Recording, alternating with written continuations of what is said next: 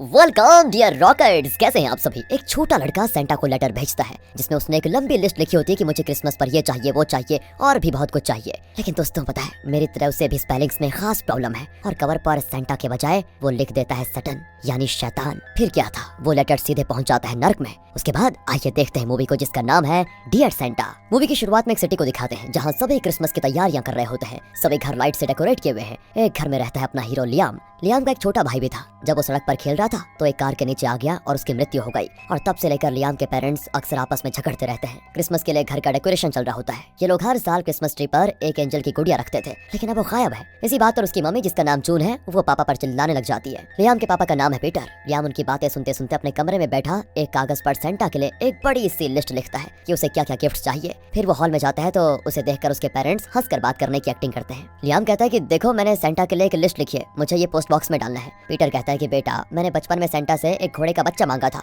पर आज तक वो मेरे लिए घोड़ा लेकर नहीं आया। अरे ये सेंटा रियल नहीं बेटा, बेकार की उम्मीद छोड़ दो। पर जून पीटर को इशारा करती है कि बच्चे को निराश क्यों करते हो। वो लियाम से कहती है कि बेटा बेटा तुम फिक्र मत करो, मैं काम खत्म करके तुम्हें लेकर जरूर जाऊंगी, तुम अपना लेटर सेंटा को पोस्ट कर देना आराम से। पीटर भी कहता है फिर कि बेटा तुम इतने बड़े हो गए हो, अपना कोई दोस्त क्यों नहीं बना लेते, बिना दोस्तों के तो लाइफ बहुत ही बोरिंग हो जाएगी। लियाम झट से कहता है कि किसने कहा मेरा दोस्त नहीं है, स्कूल में मेरा एक दोस्त है जो पूरे स्कूल में फेमस है। वो एक फुटबॉल प्लेयर भी है, पता है वो हर चीज में फर्स्ट आता है, मैजिक भी करता है, ये करता है, बहुत सारी चीजें करता है। पर पीटर को उसकी बातों का यकीन ही नहीं होता और कहता है कि अच्छा हाँ तो ये बताओ कि उसका नाम क्या है और तुम दोनों दोस्त कैसे बने। इस पर लियाम अटक जाता है और थोड़ा सोचकर वो जो मुंह में आता है वो बक देता है कि मेरे दोस्त का नाम गिबी है और उसे कैंसर है इसलिए कोई उससे बात नहीं करता। तो मैं उससे बात करने लगा तो उसका दोस्त बन गया। लगता है दोस्तों अब पीटर उसे बिलीव करता है। अगले दिन लियाम सच में अपने फ्रेंड्स के साथ स्कूल जा रहा होता है। इसी का नाम है दोस्तों गिबी। वो गिबी को सच बता देता है कि पता है मैंने अपने पेरेंट्स को ये बताया है कि तुम एक बहुत ही अच्छे फुटबॉल प्लेयर हो और हर चीज में फर्स्ट आते हो। और माफ करना यार मैंने ये भी कह दिया कि तुझे कैंसर है, अगर तू कभी घर आए ना तो चुस्ती मत दिखाना समझे, जरा पेशेंट की तरह एक्टिंग कर लेना। गिबी के दांत जरा बड़े हैं दोस्तों, जिसकी वजह से बाकी बच्चे उसका मजाक उड़ाते हैं और उससे कोई दोस्ती नहीं करता।